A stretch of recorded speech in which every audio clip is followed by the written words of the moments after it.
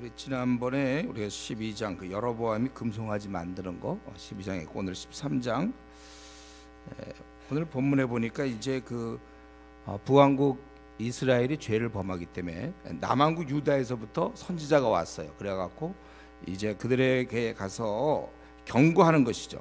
그래서 보라, 그때 하나님의 사람이 여호와의 말씀으로 말미암아 유다에서부터 베델에 우리 금송아지를 만들지 않았습니까? 거기에 갔다는 거예요. 이러니 마침 여로보암이 제단 곁에서 분향하는지라, 되지도 않는 이런 제단을 만들어서 거기서 분향한단 말이에요.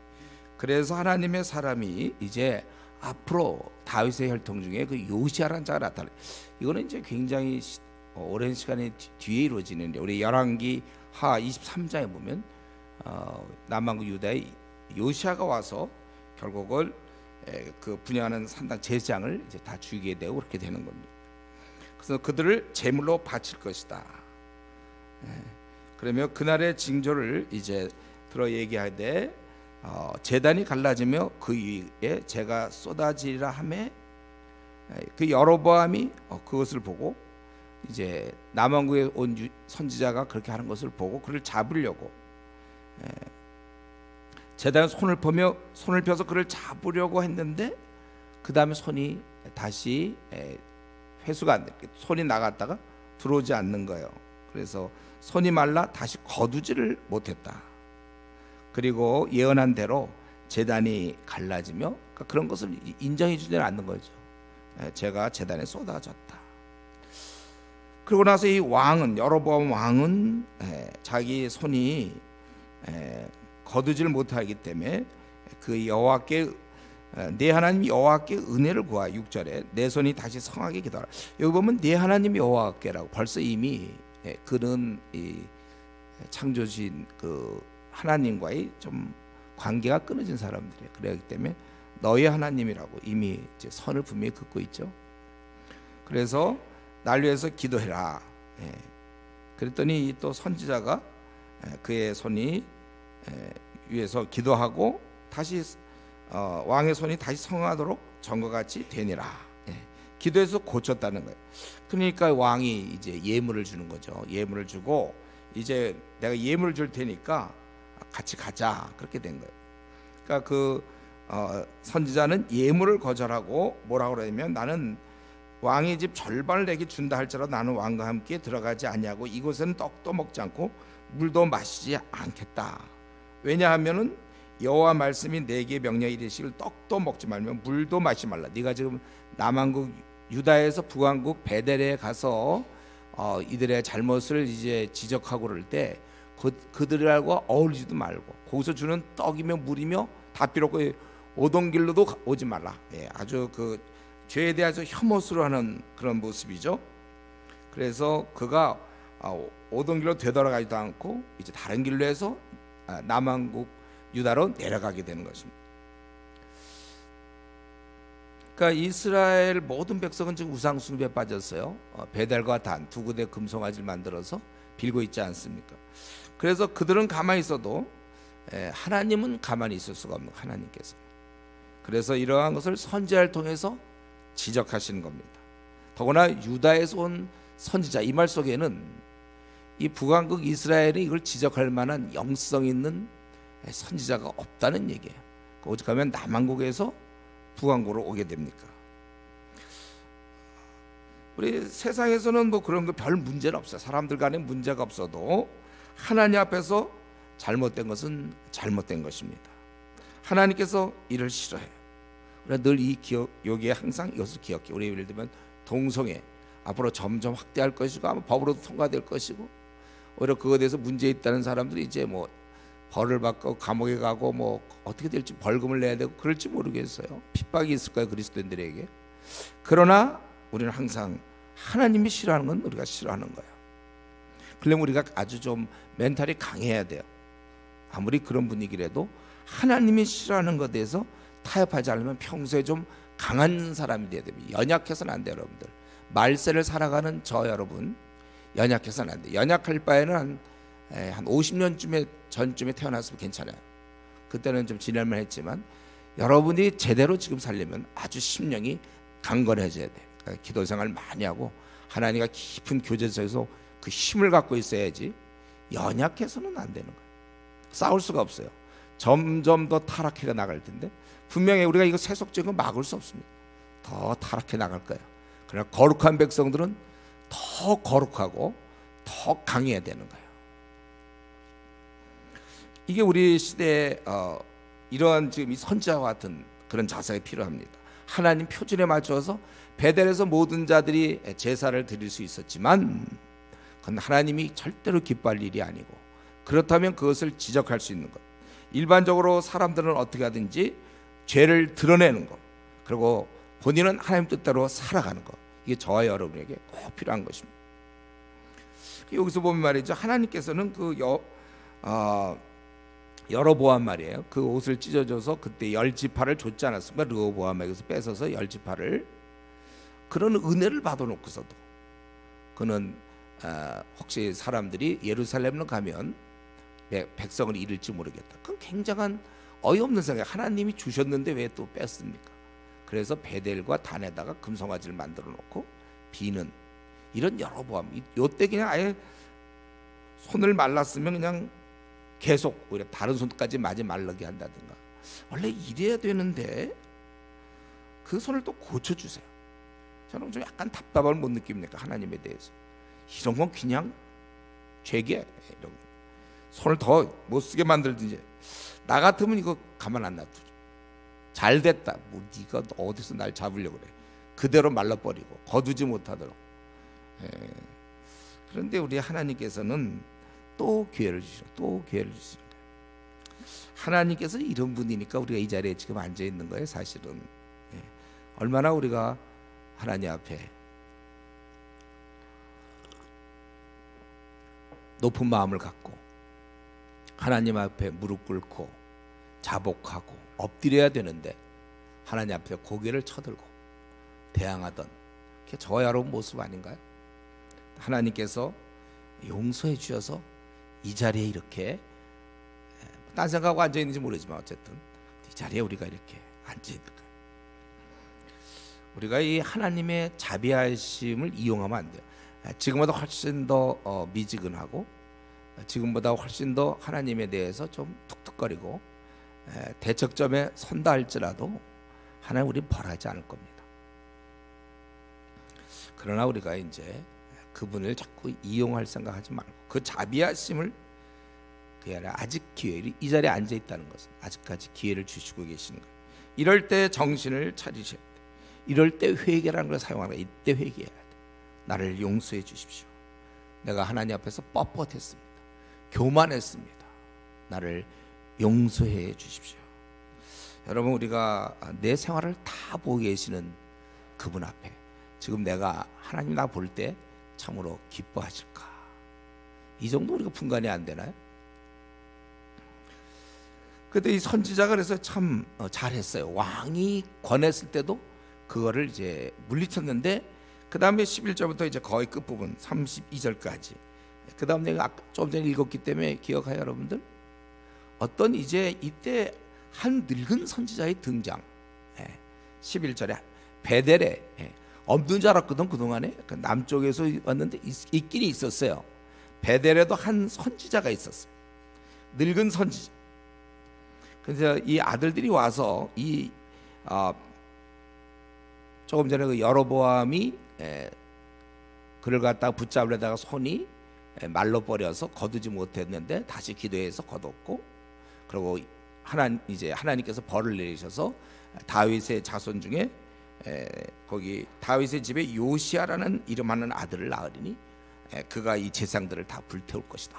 이렇게 아주, 그리고 그거에 대한 징조로서 제단이 갈라지고 재가 나오는 이런 거였거든요. 이제 그 얘기가 그대로 이 늙은 선지한테 이 얘기를 얘기하니까 그가 어느 길로 가느냐, 그래가지고 그의 아들들이 그 간길을 봤다고, 어느 쪽으로 가는지.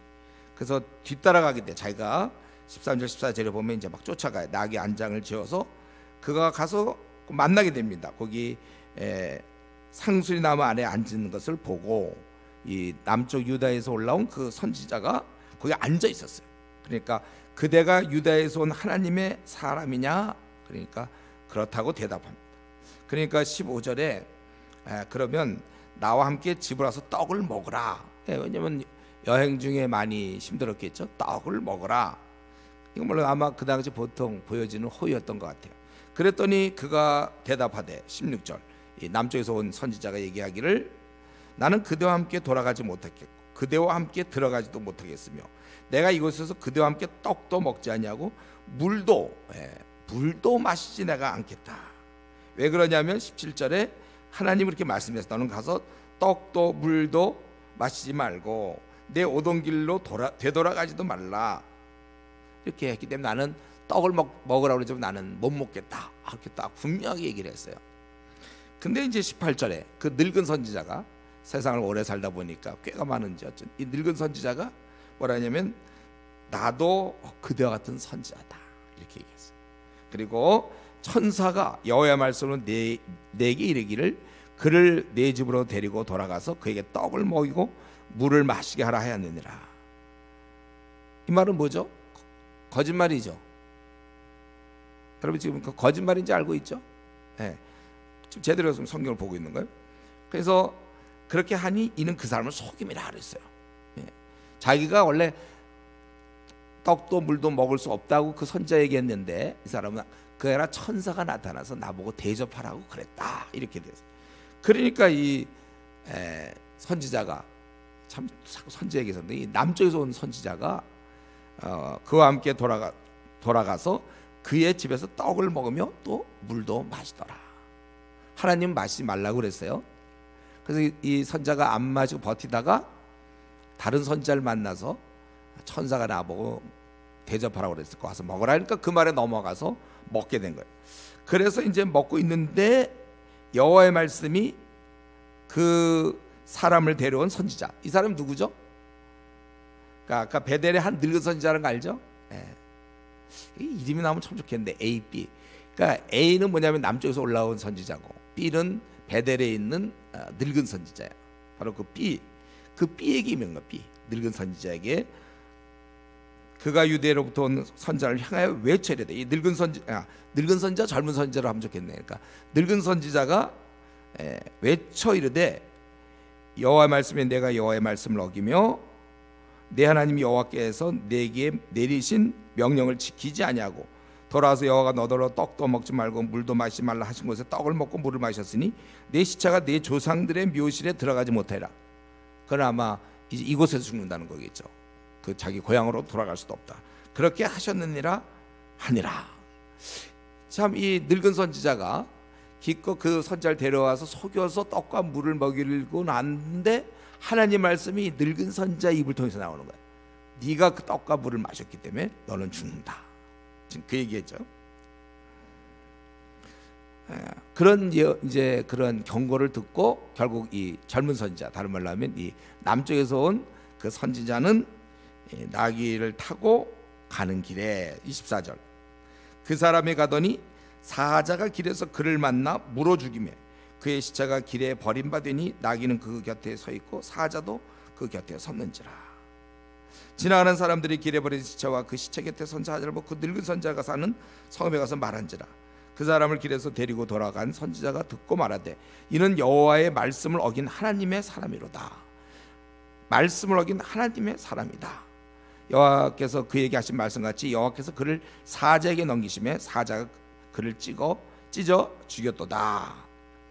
그러고 나서 그가 나귀를 타고 나귀가 많이 등장해. 또 나귀를 타고 가서 보니까 그의 시체가 길에서 버림받았고 나귀와 사자는 그 시체 곁에 서 있는데 사자가 시체를 먹지도 아니하였고 나귀를 찢지도 아니하였더라.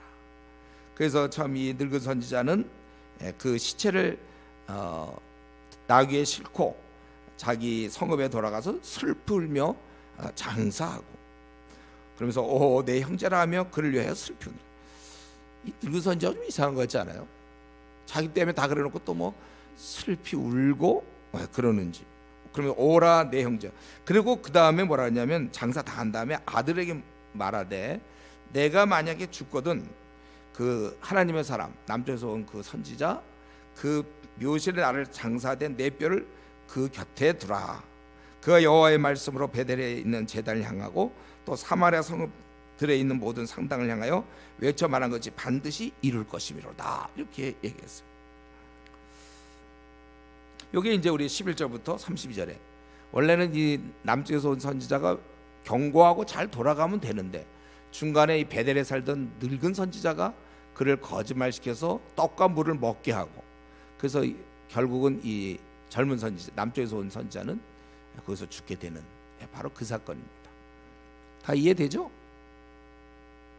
설명하기가 조금 늙은 선지, 젊은 선지자 나오니까 다 이해되는 거죠? 네. 아니 이해 안 되면 읽어보세요. 자기 또 한 번 좀. 그럼 이제 여기서 우리가 좀 살펴볼 건 늙은 선지자는 뭐냐 이거죠. 왜 이런 일이 벌어졌는가? 제가 보기에 늙은 선지자는 바로 저 타락한 선지자 같아요. 타락. 왜냐하면 그가 거짓말을 했잖아요. 그 18절에 그가 그 사람에게 나도 그대와 같은 선지자라. 천사가 여호와의 말씀 내게 이르기를 그를 내 집으로 데리고 돌아가서 그에게 떡을 먹. 천사가 나타난 적도 없어요. 거짓말을 해. 이건 하나님의 사자 거짓말할 수 없잖아요. 이거는 타락한 선지자 같아요. 그리고 만약에 진짜 깨어있는 선지자라면 지금 왕이 북쪽의 단과 남쪽 베델에 이런 신전을 만들고 거기다가 금송아지를 만들어서 달을 만들고 그랬을 때 제단을 만들었을 때 그걸 가서 이게 하나님이 기뻐하느냐고 가서 목숨을 걸고 잘못을 지적했어야죠. 만약에 제대로 된 선지자라면. 근데 아무도 그렇게 지적하는 사람이 없으니까 하나님께서 남쪽에 있는 선지자를 불러서 그렇게 한 거 아닙니까? 어쩌면 이 늙은 선지자는 당시의 영적 분위기, 이스라엘의 영적 분위기를 대변하는 것 같아요. 그리고 내가 보니까 이 늙은 선지자는 하나님 말씀을 가볍게 본 것 같습니다. 혹시 어떤 선지자가 와서 아들의 말을 통해서 들어보니까 뭐 이제 하나님 이렇게 벌하신다. 그리고 자기는 떡도 물도 먹지 말라고 하나님 하셨다. 이런 것이 이게 진짜일까? 그냥 엉터리가 와서 그러나 한번 시험해 본 것 같기도. 그러니까 꼭 떡과 물을 먹자고 그러잖아요. 예. 그렇다 보니까 진짜로 죽은 걸 보고 그래서 아까 거기 30절에 자기 묘실에 두고 오월한 내 형제를 하며 그를 위하여 슬피 우느라. 그래서 운 것 같아요. 이게 자기는 그렇게 되지 않을 거라고 생각했는데 실제로 그런 일이 벌어졌고 그래서 울면서 그래서 32절에 모든 산당을 향해 외쳐 말하기를 반드시 이룰 것이다. 예. 이때 그런 믿음을 이 늙은 선지자가 가진 것 같습니다. 우리는 이 늙은 선지자를 보면서 선지자가 이 모양 이 꼴로 될 수 있음을 우리가 알아야 되는 것입니다. 더구나 이때와 달리 지금 더욱더 말세의 특징은 뒤죽박죽 엉망진창. 여러분 이런 가운데서 여러분 믿을 거 하나도 없어요. 선교사 믿을 거 없습니다. 목사 믿지 마세요, 여러분. 예. 뉴스에 얼마나 많이 나옵니까? 목사, 선교사, 장로, 집사 다 믿을 거 없어요. 예. 우리 자매들한테 부탁하는 거 4대째 청년부 회장 출신 그 진짜 그러면서 그런 얘기하는 사람 믿지도 마세요. 우리는 사람 볼 때 뭐가 제일 중요한지 알아요, 여러분? 열매. 아무리 그의 지기가 다 소용없어요. 열매를 봐야 돼요. 열매. 예. 참 그 당시에 이런 어떻게 이런 무슨 선지자 이렇게 그러다 거짓말 천사가 나도 같은 선지자인데 천사가 나를 나타나서 이렇게 했다. 아마 이 사람 좀 시험하고 싶은지 모르겠어요. 이 늙은 선지자 진짜 그게 과연 이루어질까? 그러니까 그 당시에도 이런 자가 있었다면 왜 오늘이라고 해서 없겠습니까? 그래서 어떤 경우 목사가 뭐 어떻게 해서 나 이제 교회 안 나가서 이제 앞으로 교회 안 다닌다. 가난한 성도들 참 어리석은 거예요. 그런 타이틀을 믿을 거 하나 없어요. 오늘날 지금 우리나라도 신학교가 얼마나 많은데요. 100개, 200개 될 걸요. 발해발 신학교 다 있어. 다 웬만하면 그냥 목사 돼요. 뭘 믿습니까? 선교사들 와 믿을 수 없어요. 네. 그 사람을 보면 안 돼. 그 사람의 직분 이런 거 보면. 그래서 교회에서도 뭐 조장 나 이거 교회 온 지 얼마 안 됐는데 조장 보고 뭐 실망해서 이 교회 안 다니겠다. 그럴 것도 없어요. 조장, 간사도 목사도 다 필요 없어요. 그런 직위를 여러분 믿으면 안 됩니다.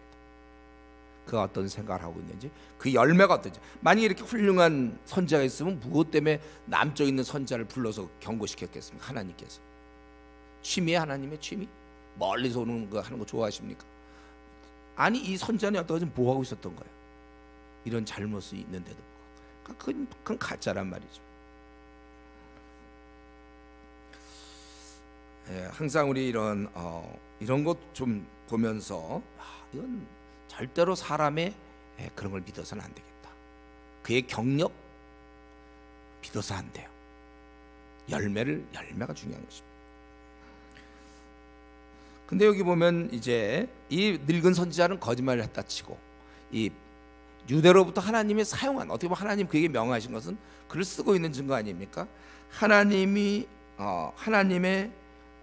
이 선지자가 불순종했다는 거.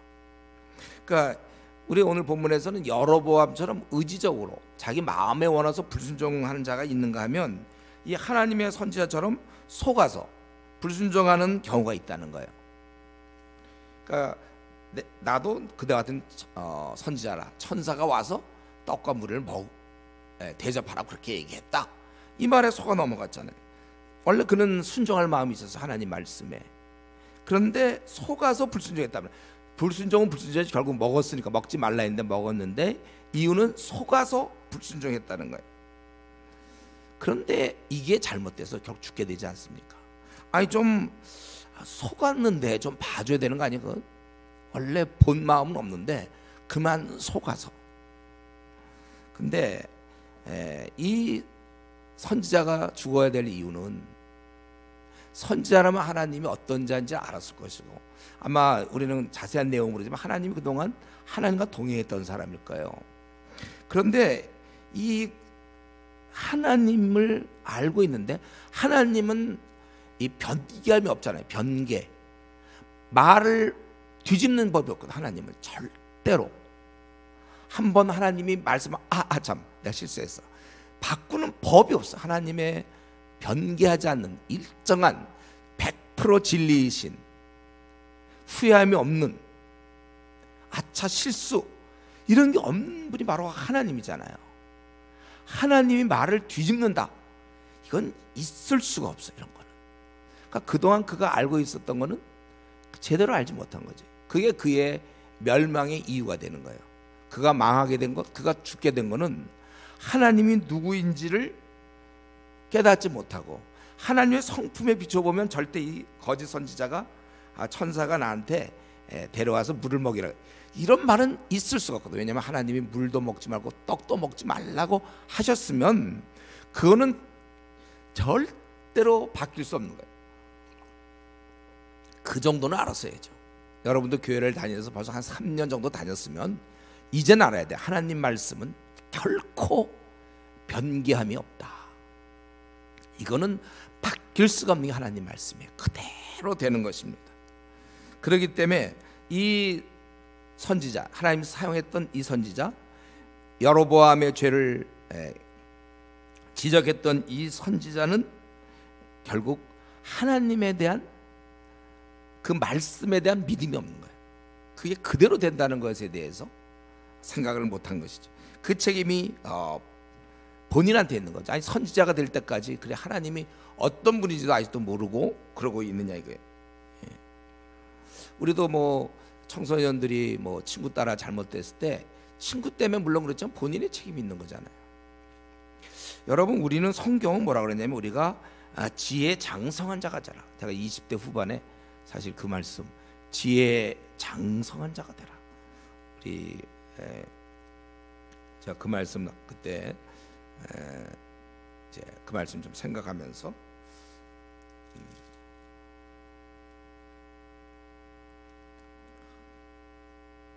그 지혜, 너희가 14장 20절, 고린도전서 14장 20절, 형제들아 지혜는 아이가 되지 말고, 이거 명한 거예요. 이거 명한 거.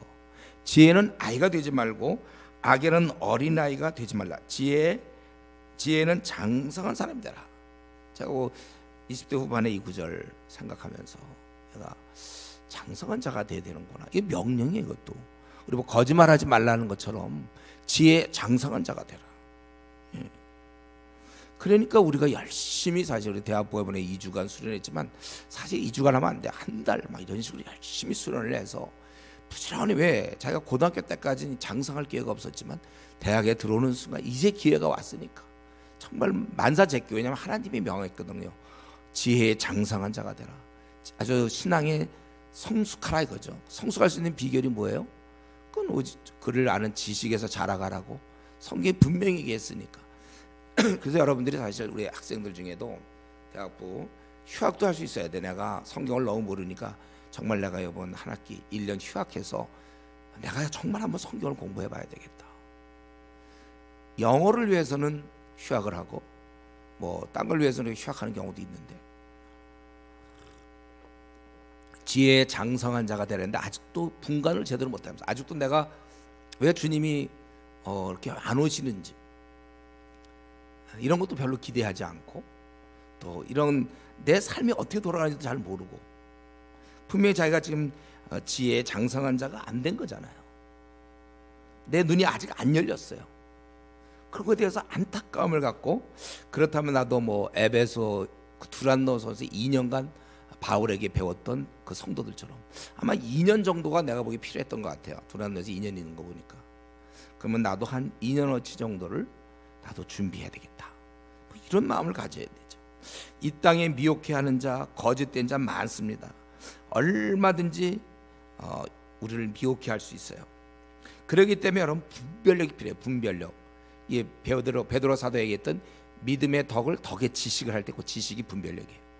이 분별력이 우리한테 필요하고 이거는 결국 책임이 본인에게 있어요.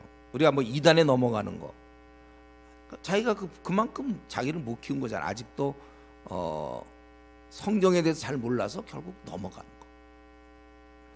여러분 이 분별력이 필요해요. 그러니까 이때 이 선지자는 딱 그때 알았어야죠. 하나님 성품 이런 적이 없거든. 변개가 세상 사람들은 변개가 있지만 하나님은 변개하심이 없단 말이죠. 근데 어떻게 천사가 와서 물과 떡을 먹으라고 그래요? 이건 말도 안 돼. 이거는요. 또 한 가지는 벌써 그러면 이런 잘못된 걸 외치지 않는 선지자 벌써 그건 틀린 거 아니에요. 그거는 그 정도는 불가능해야죠. 나도 선지자다 그런 말 딱 했을 때 아니 어째서 이 베델에 선지자가 있었겠는가? 있었던 분명히 그런 잘못을 지적했을 텐데 그러니까 이거는 가짜구나. 딱 벌써 그것만으로도 알아야 되고 서로 그게 아니어도 하나님 말씀은 변개치 않는다는 이 사실을 확실히 안다면 그건 딱 분별을 해야죠. 분별. 예, 분별력이 필요한 거예요. 분별력은 다른 말로 하면 우리의 영적인 눈입니다. 이 눈이 열려 있어야 돼. 그러니까 자매를 딱 봤을 때 이거 딱 구분이 돼야죠. 그게 분별이 딱 돼야 되는 거예요. 형제를 딱 보면 이 사람이다. 딱 이게 붙잡혀야 돼. 그런 분별이 됩니까, 여러분? 우리가 이런 경우 참 많아요. 성경에도 아무것도 염려하지 말라. 저는 이 말을 지키잖아요. 염려 안 해요. 염려하지 말라고 했으니까 제가 순종해요.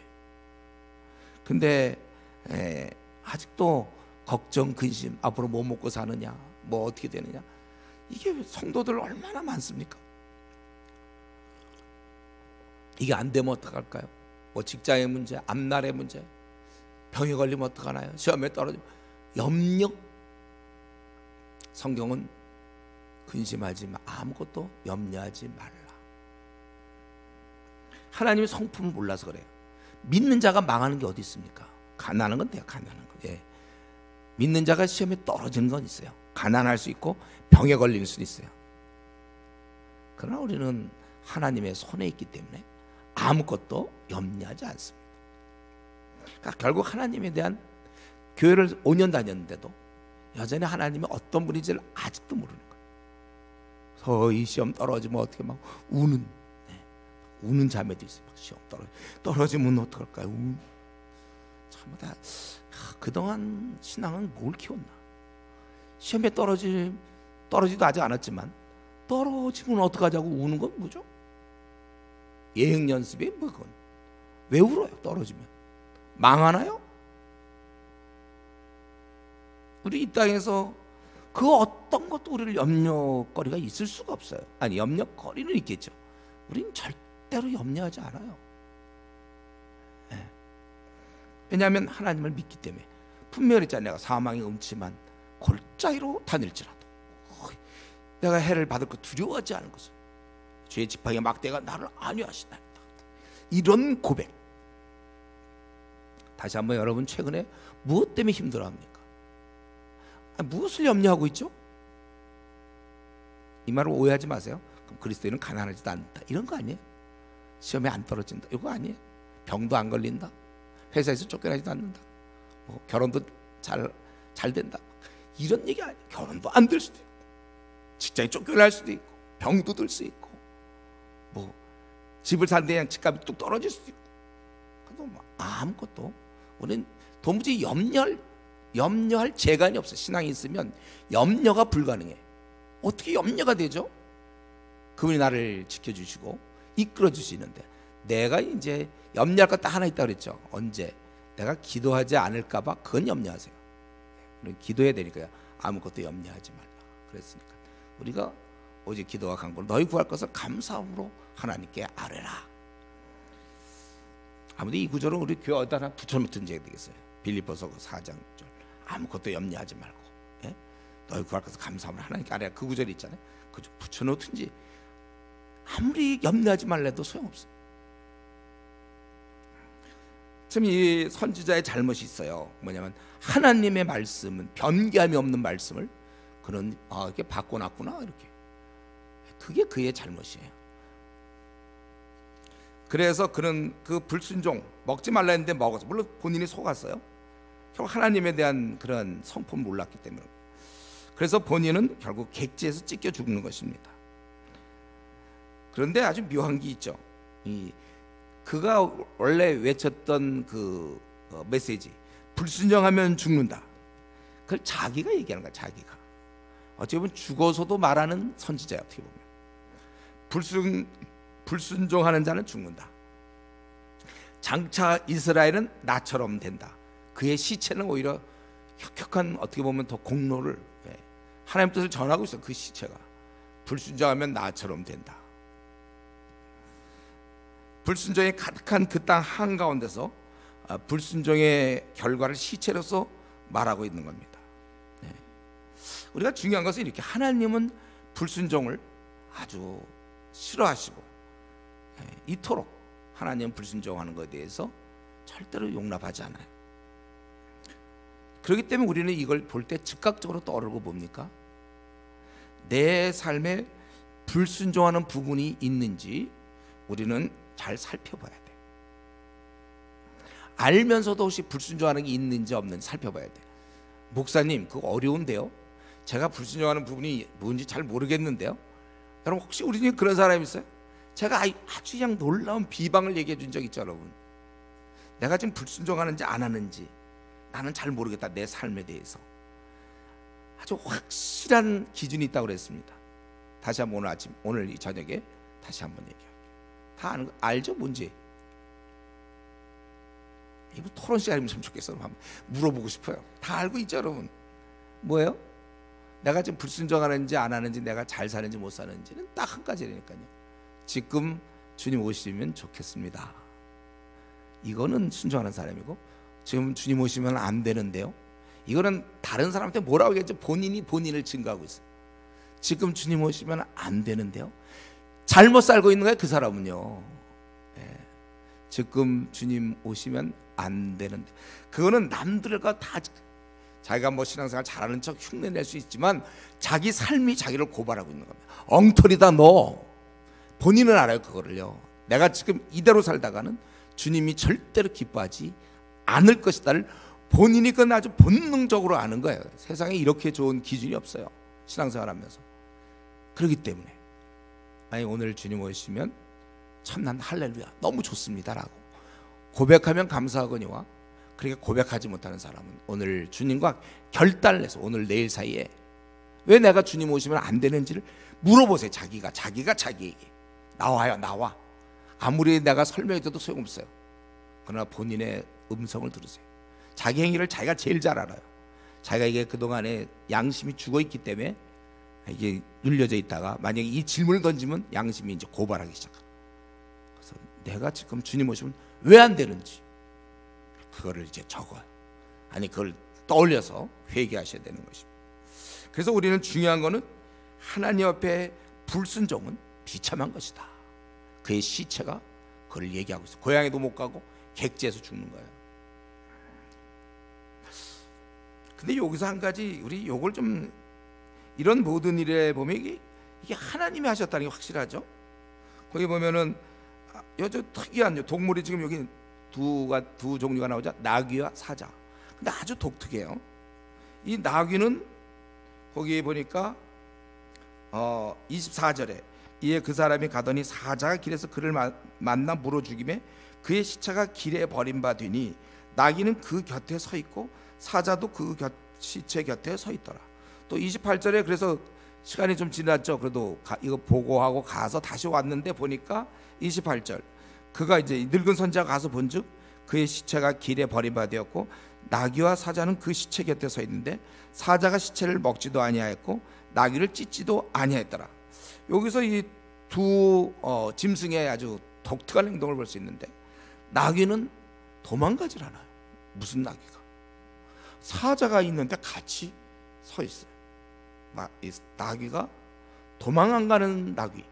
사자를 봐도 약간 정신이 이상한가? 나귀가 도망을 안 가.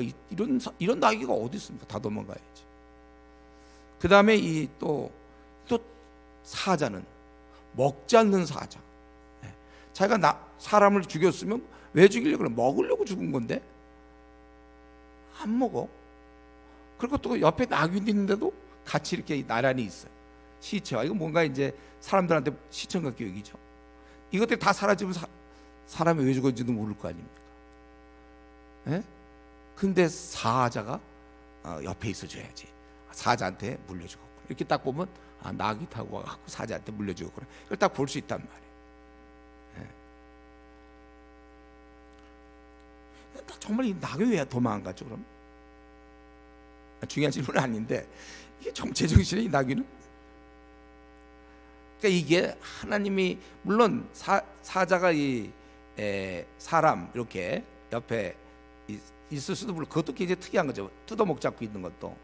그러나 이거를 좀 더 하나님이 하신다는 걸 보여주려고 나귀도 굉장히 떨렸을 텐데도 가만히 있는 거고 또 사람은 또 그냥 찢기지도 그냥 먹히지도 않고 찢겼겠지만 있고 또 사자는 또 침착하게 거기에 뭐 앉아 있든지 뭐 그러고 있고 그 장면 그걸 계속 이걸 보고 그 다음에 사람이 보고 그 늙은 사람한테 가서 얘기하고 그래서 다시 왔는 데까지 이제 실체할 수 없지만 두 짐승들은 그렇게 있다는 거예요. 도망도 못 가고 먹지도 않고 둘이 굉장히 어려운. 이건 뭡니까? 봐라 그거죠.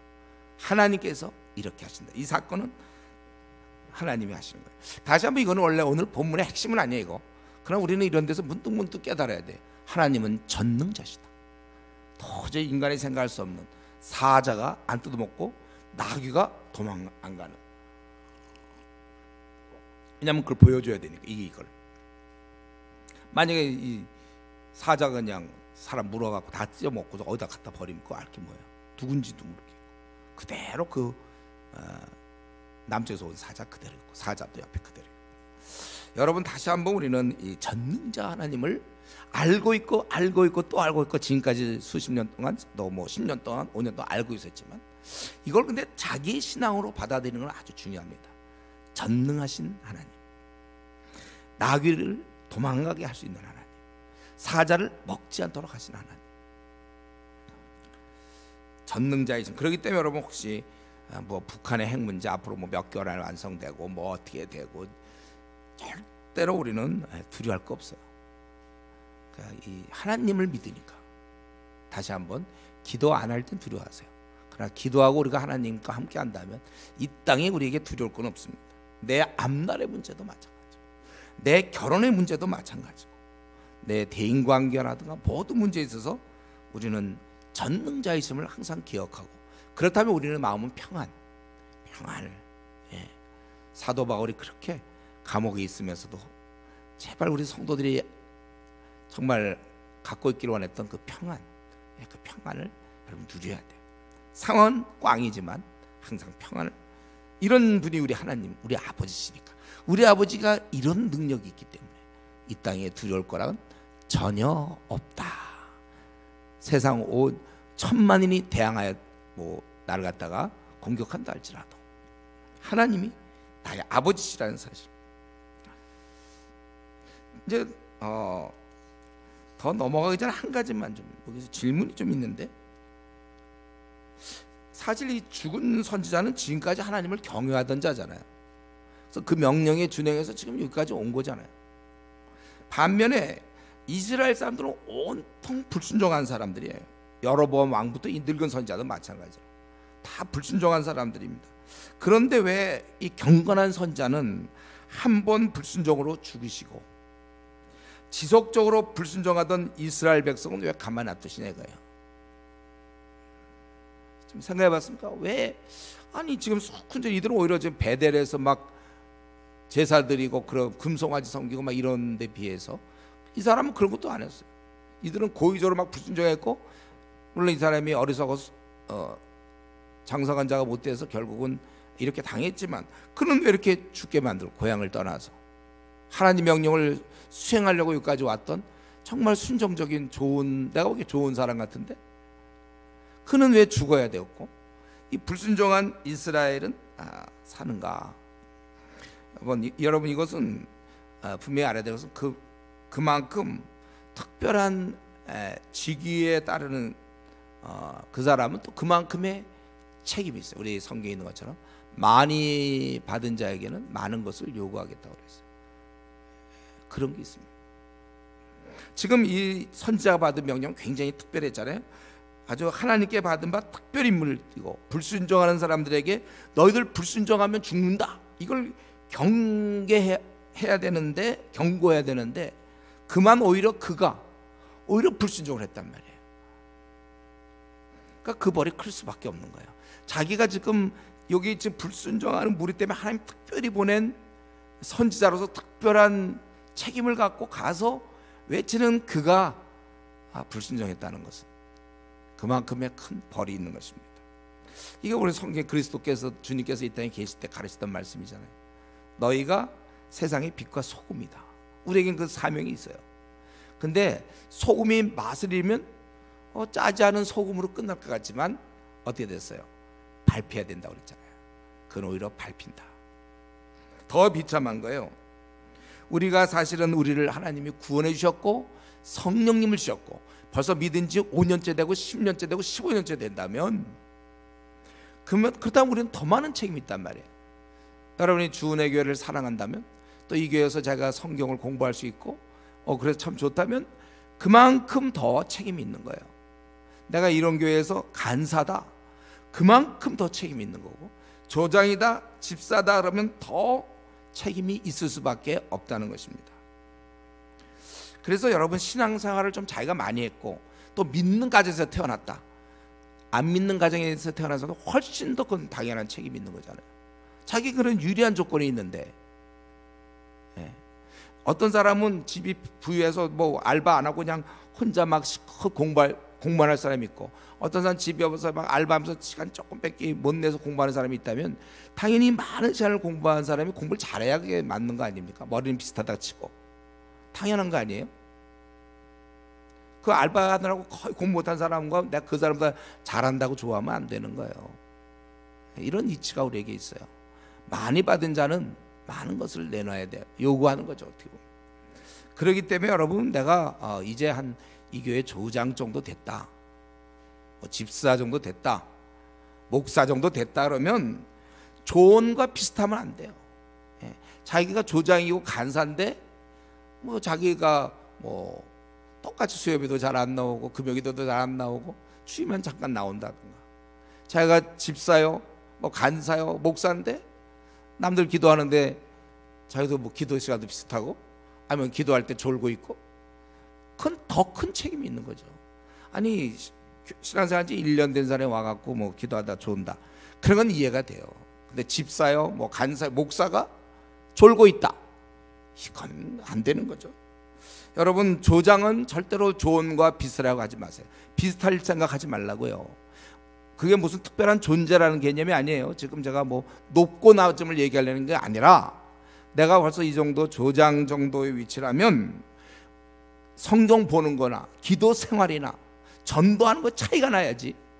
그래도 내가 이 정도면 우리 교회에서는 내가 전도를 꽤 하는 편이고 뭐 성경도 많이 보는 편이고, 이게 아니란 말이야. 내가 믿는 집안에서 태어났다?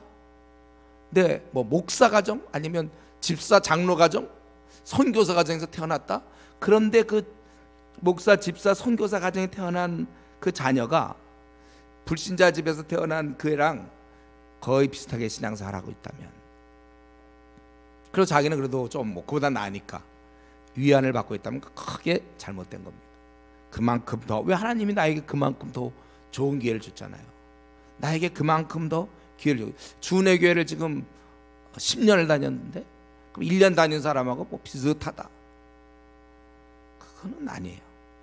여러분들이 절대로 비슷하려고 하지 마세요. 기도를 하더라도 더 뜨거워야 되고, 말씀을 하더라도 더 정말 열심히 봐야 되고, 영혼을 구원할 때도 더 불타오르게 되고, 절대로 여러분 하향 평준화를 여러분 이루어서는 안 돼요. 두려워해야 됩니다. 내가 모태신앙, 제가 이번에 CMF 수련회 가서 모태신앙 얘기 좀 했는데, 내가 모태신앙이다 그래 놓고 지금 믿은 지 한 5년 된 사람과 비슷하거나 뒤처지고 있다면 어떤 이유로도 그거는 받아들일 수 없어요. 아, 자기는 그렇게 혜택을 많이 받았는데. 자기는 특별히 중국에 가서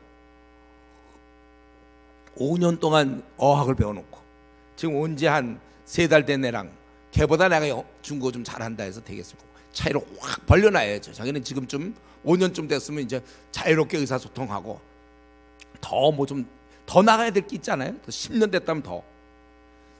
신앙도 마찬가지야. 지금 몇 년째 신앙생활을 하는데 늘 비슷하며, 뭐 처음 온 사람도 그 정도 기도는 하겠어요. 처음 온 사람도 성경을 그 정도는 깨달을 것 같아. 하향 평준화 안 됩니다. 더 열심히 하세요. 그러니까 우리의 경쟁은 자기야, 자기. 뭐 그런 일도 요즘 많이 나오잖아요. 그런 뭐 카피라이터들이 뭐 그의 적은 뭐야, 운동 선수들이 잘하는 사이에서 그의 적은 뭐 자기다 뭐 이런 거 있잖아요.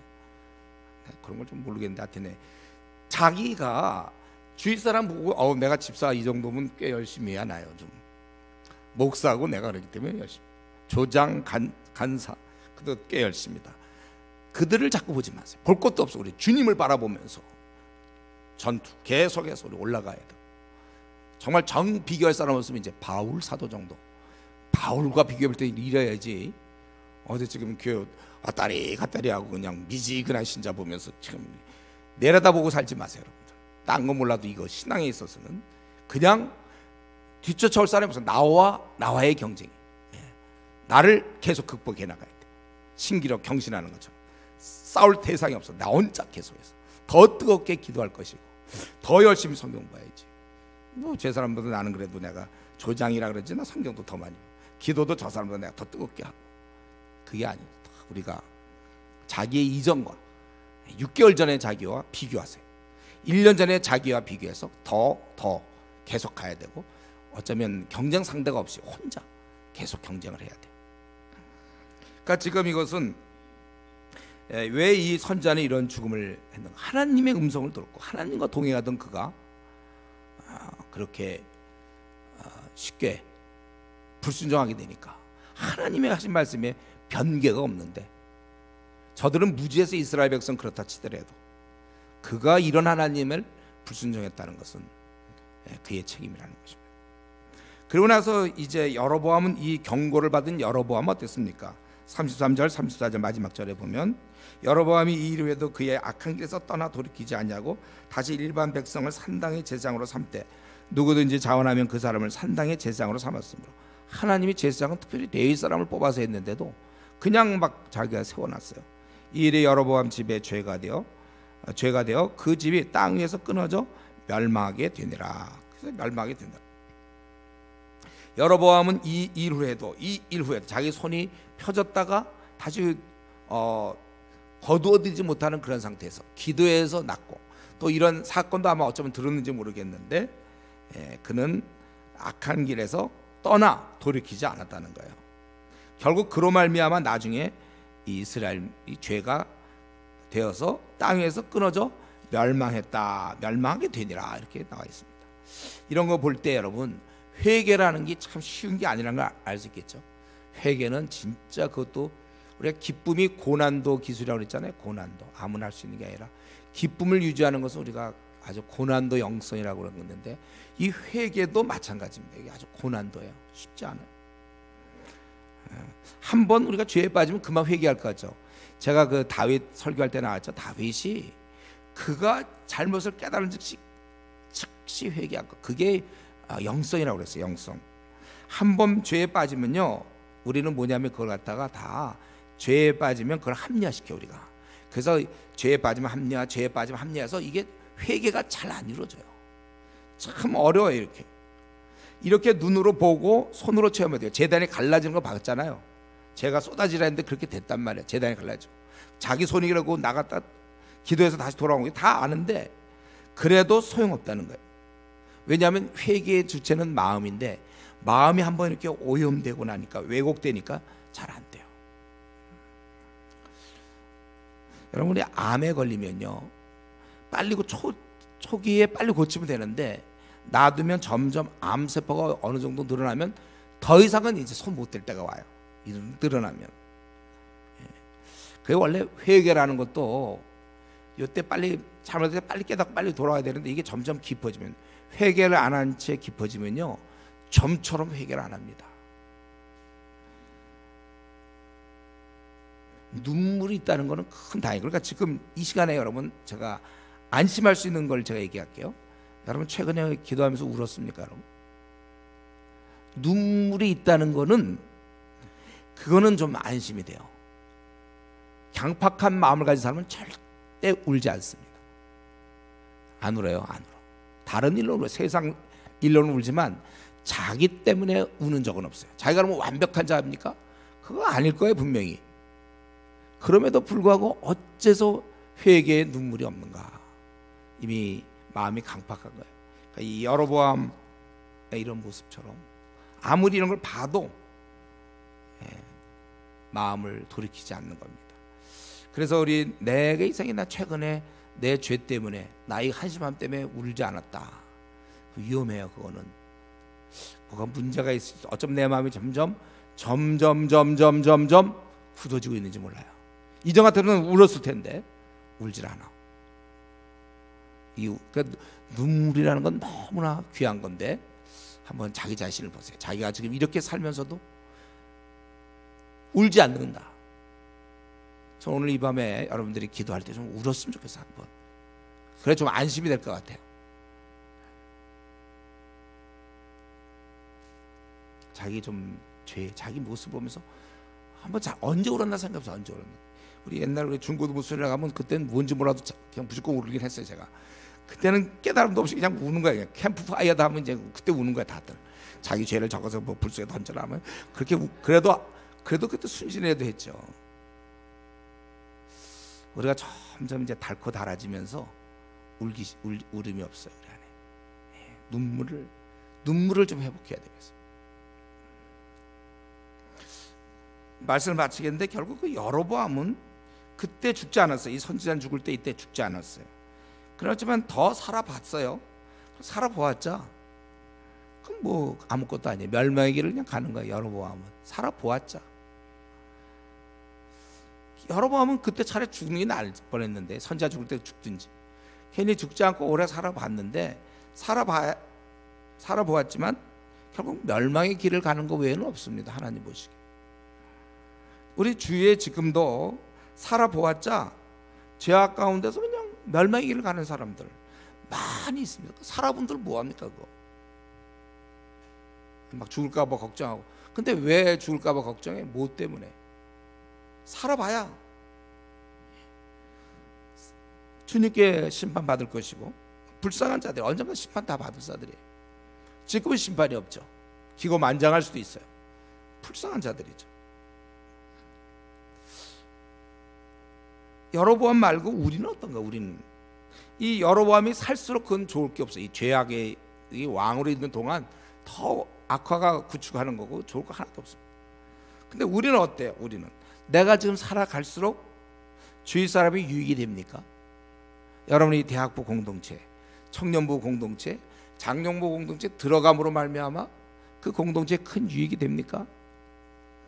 내가 이 주은의 교육으로, 또 내가 회사의 어떤 감으로, 또 내가 뭐 어쨌든 간에 내가 있는 곳곳에서 내가 있음으로 그 공동체에 유익이 있는가? 한번 오늘 이 밤에 기도할 때 울기도 해야 되지만 이거 한번 스스로 질문하세요. 솔직하게 내가 살아가는 이유가 뭐예요? 살아가는 이유. 지금 안 죽으면 안 되는 이유가 자녀 때문에? 그럼 그 자녀도 또 결혼하면 또 자녀 때문에? 그러니까 계속 죽을 때까지 몇천 년 동안 계속 자녀 때문에 아니 근데 알겠는데 왜 그렇게 하냐면 말이에요. 왜? 그럼 이 자녀가 뭐 하나님의 위대한 일꾼이기 때문에 나는 그거 키우는 게 나의 그것 때문에 그런 겁니까? 또 그 자녀는 또 하나님을 위한 뭐 그것보다는 또 자기 자녀 때문에 오늘 한번 이 기도 시간에 이 질문에 스스로 답해 보세요. 내가 왜 더 살아가야 됩니까? 오늘 내 생을 마치면 뭐가 하나님 편에서 그렇게 손해입니까? 더 살아가는 이유가 뭐예요? 한번 우리 오늘 이 밤에 기도할 때 좀 많이 좀 자기의 죄 때문에 좀 회개하고 울어보 한번 좀 엉엉 울 수 있도록 하나님께서 좀 그런 역사를 좀 기도하고 또 내가 살아가야 될 만한 이유는 무엇인가? 여로보암처럼 그냥 권세나 잡고 호의호식 했지만은 살아갈 이유가 없어요.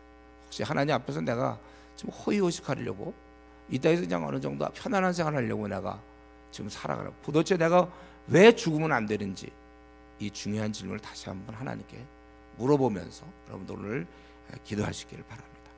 기도하겠습니다. 이제 우리 한번 통성으로 기도할 때 정말 이 지혜 장성한 자가 되라고 그랬는데 그러려면 부지런히 말씀을 공부해야 되는 나는 정말 지혜 장성한 자가 되는가?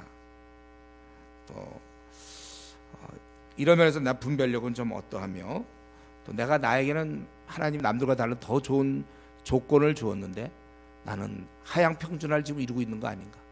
신앙 없는 사람과 비교하면서 나 신앙 있다고 얘기하는 건 나와의 경쟁. 내가 6개월 전에 혹은 1년 전보다 훨씬 더 진보가 이루어져야 되는데 좀 나는 어떤지, 또 나는 이 여로보암처럼 죄악의 길에서 그냥 머물러 있는지 회개하는지 한번 우리 자신을 좀 돌아보면서 같이 통성으로 기도하겠습니다.